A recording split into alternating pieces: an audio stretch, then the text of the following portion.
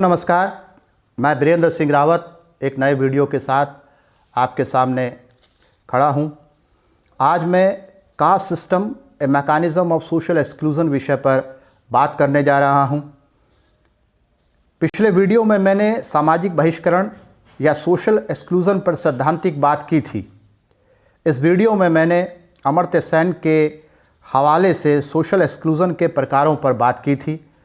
उस वीडियो में मैंने प्रोफेसर सेन के हवाले से बताया था कि सोशल एक्सक्लूजन मुख्यतः दो प्रकार का होता है। एक होता है कॉन्स्टिट्यूटिव और दूसरा इंस्ट्रूमेंटल। प्रोफेसर सेन ने सोशल एक्सक्लूजन के दो प्रकार और बताए हैं। एक उन्होंने बताया एक्टिव और दूसरा बताया पैसिव। आज के वीडियो में आगे बढ़ने से पहले मैं आपके सामने एक किस्सा सुनाना चाहता हूँ। पिछले साल जब मैं देहरादून में अपने मकान बनाने के लिए एक ज़मीन के टुकड़े की तलाश कर रहा था, तो उस सिलसिले में मैं बहुत सारे जो डीलर्स हैं उनसे मिला और डीलर्स ने मुझे अपनी साइट्स दिखाई।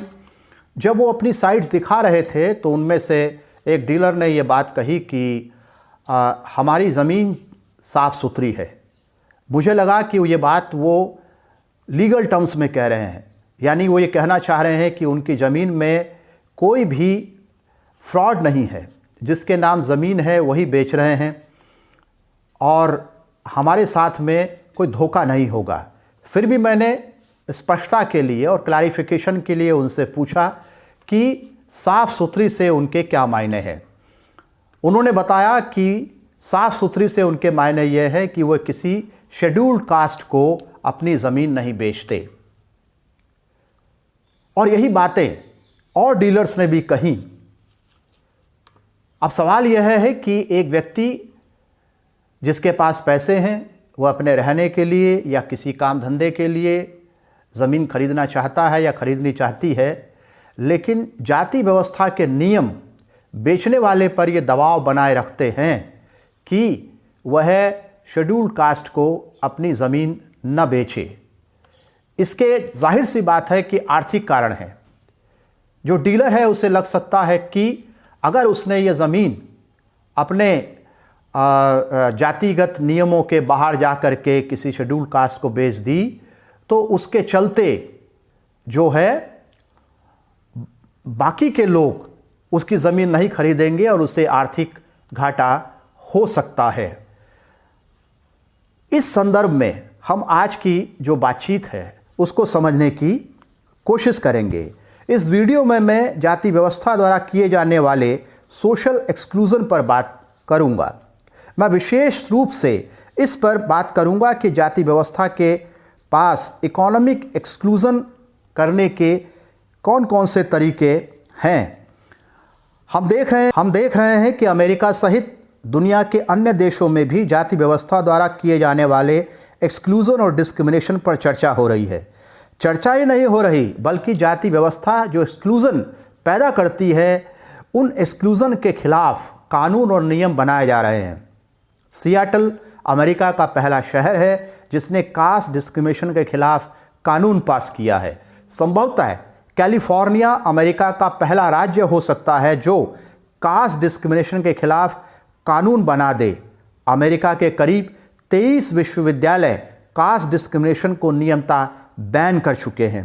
दिसंबर 2019 में अमेरिका की एक विश्वविद्यालय ने जाति आधारित भेदभाव के खिलाफ नियम बनाए।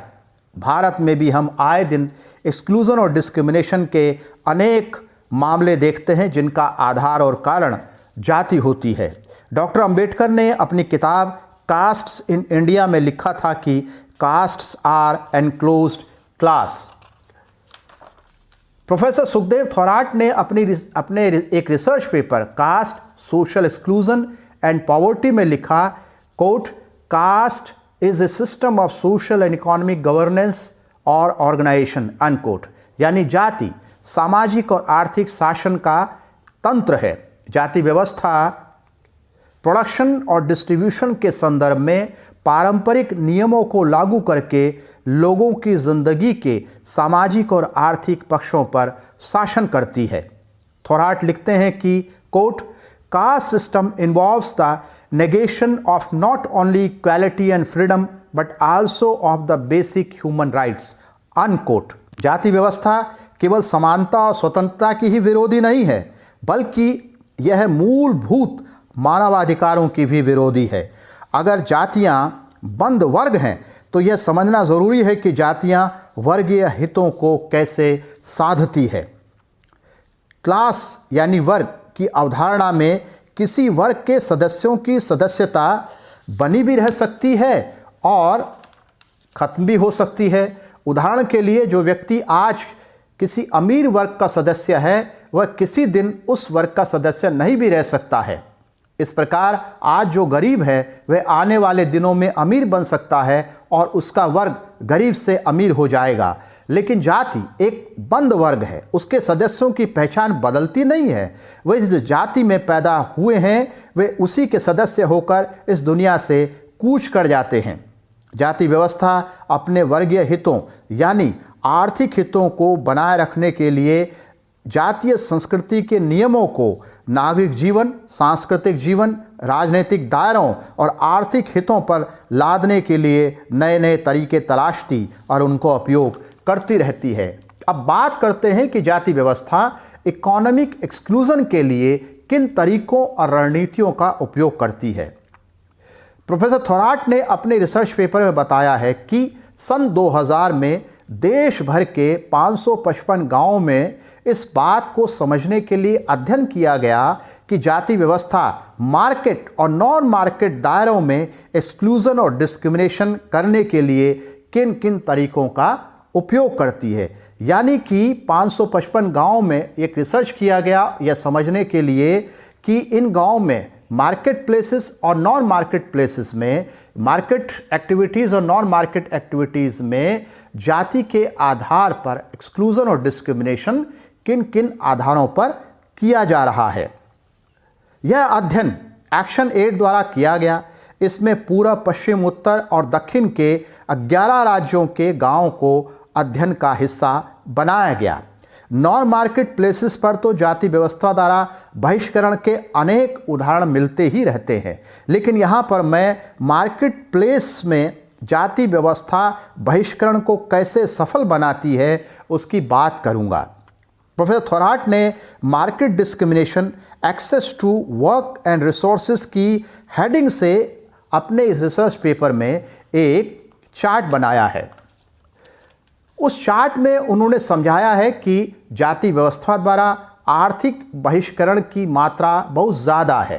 प्रोफेसर थोराट ने मार्केट डिस्क्रिमिनेशन को 4 श्रेणियों में बांटा है। पहला लेबर मार्केट, दूसरा इनपुट मार्केट, तीसरा कॉमन प्रॉपर्टीज रिसोर्सेज और चौथा consumer market, sale and purchase. Labour market यानी मजदूर देने या पाने की जगहें। इनपुट मार्केट यानी जहां से मार्केट को कच्चा माल मिलता है जैसे खेती। कॉमन प्रॉपर्टीज रिसोर्सेज यानी चारागाह या मछली पकड़ने की जगहें। कंज्यूमर मार्केट यानी जहां लोग अपनी ज़रूरत का सामान खरीदते हैं और अपनी उपज या सामान को बेचते हैं। सबसे पहले लेबर मार्केट का हाल देखते हैं। समझते हैं कि लेबर मार्केट में जाति व्यवस्था एक्सक्लूजन को कैसे अंजाम देती है। प्रोफेसर थोराट ने नोट किया कि भारत के 11 राज्यों के 445 गांवों में से 158 गांव यानी 35.5% गांवों में छुआछूत के कारण दलितों को कृषि मजदूर के रूप में काम नहीं दिया जाता। आप समझ रहे हैं इस बात को कि 35% से ज़्यादा गांवों में दलितों को जो खेती के काम है उसमें मिलने वाली मजदूरी है उनसे एक्सक्लूड किया जाता है। प्रोफेसर थोराट ने नोट किया कि 11 राज्यों के 469 गांव में से 174 या 37% गांव में काम के बदले पैसा हाथ में नहीं दिया जाता बल्कि कहीं पर रख दिया जाता है और दलित मजदूर वहां से उसे उठा लेता या लेती है। और ये सब होता है छुआछूत को प्रैक्टिस में लाकर। 11 राज्यों के 486 गांव में से 119 गांव यानी 24.5% गाँव में दलितों को समान काम के लिए गैर दलितों से कम मेहनताना दिया जाता है। भारत के 11 राज्यों के 529 गाँव में से 152 गांव यानी 29% गांव में दलितों को घर बनाने के काम में नहीं लगाया जाता। उन्हें लगता है कि अगर इनको घर बनाने के काम में लगाया जाएगा तो उनका घर जो है वो कोट अनकोट अपवित्र हो जाएगा। इसे यूँ समझिए कि एग्रीकल्चरल लेबर मार्केट में जाति व्यवस्था ने दलितों का 35.5% एक्सक्लूजन किया। घर बनाने के काम में दलितों का 29% एक्सक्लूजन किया। छुआछूत के कारण 37% दलित मजदूरों को उनके हाथ में पैसे नहीं दिए जाते। ये कितना अपमानजनक है।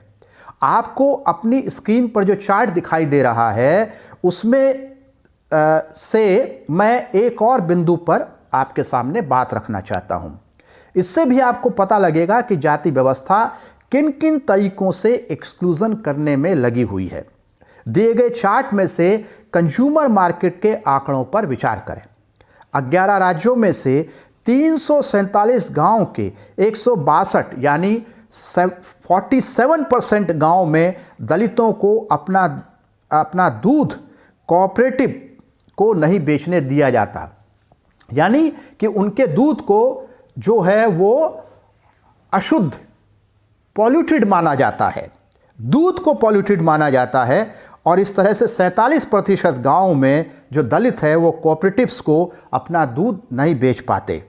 11 राज्यों के 466 गाँव में से 165 यानी 35% गाँव में दलितों को अपना सामान लोकल मार्केट में बेचने नहीं दिया जाता। यानी अगर किसी ने मान लीजिए कि ककड़ी उगा ली, खीरा उगा लिया, कोई सब्जी उगा ली, लौकी उगा ली और वो एक टोकरी में भर करके और लोकल मार्केट में बेचने के लिए जाना चाह रहा है या जाना चाह रही है, तो जाति की वजह से उसे लोकल मार्केट में अपनी वो छोटी सी जो उपज है जिससे वो 10-20 रुपये कमा सकता है या कमा सकती है, उसे बेचने से रोका जाता है।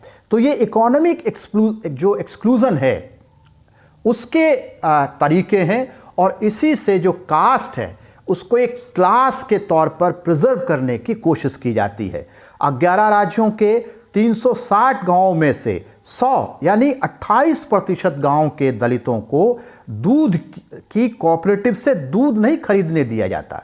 उनको लगता है कि खरीदने से यानी बेचने से भी जो कोऑपरेटिव्स हैं वो जो है उनके हिसाब से पॉल्यूटेड हो जाएंगी और अगर ये खरीदेंगे तब भी, यानी दोनों तरह से उन पर बंदिश है। न तो वो दूध बेच सकते हैं अपना कोऑपरेटिव्स को और न कोऑपरेटिव्स उनको अपना दूध बेचेंगे।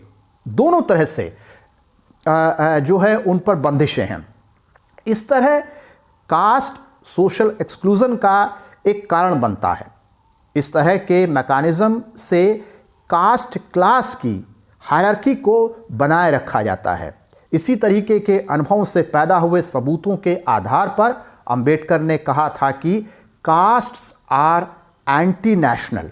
आज के वीडियो में इतना ही। अगर आपको इस चैनल को सब्सक्राइब नहीं किया है तो मेरी आपसे रिक्वेस्ट है कि इसे सब्सक्राइब कर लें, वीडियो को लाइक करें, कमेंट करके बताएं कि ये वीडियो आपको कैसा लगा। एक घंटी जैसी आकृति होगी उसे दबाएं ताकि नया वीडियो आने पर आपको उसका नोटिफिकेशन मिल जाए। मिलते हैं अगले वीडियो में, तब तक के लिए नमस्कार।